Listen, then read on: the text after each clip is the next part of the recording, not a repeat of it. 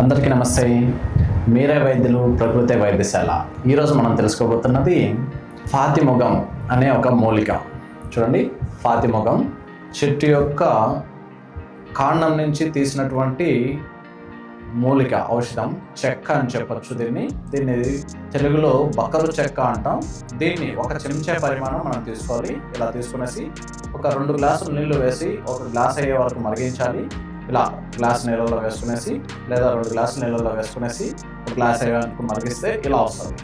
ఒక పూట సాయంత్రం 5 నుంచి 6 గంటల సమయంలో లేదా తినే అర్ధగంట ముందు తీసుకుంటే రక్త శుద్ధి అవుతుంది, అధిక వేడి తగ్గుతుంది, శరీరం కూల్ అవుతుంది, అంటే శరీరం చలువ అవుతుంది, అలాగే జీర్ణక్రియను మెరుగుపరుస్తుంది. ఇది ఇలా రోజు 40 రోజులు వాడుకొని ఈ సమస్యలను తగ్గించుకుంటూ రోగనిరోధక శక్తిని పెంచుకోవాలని కోరుకుంటున్నాను. మీ చిరాష్ కాదర్ ఫ్రమ్ అరణ్య మంత్ర హెల్పర్స్. ధన్యవాదాలు.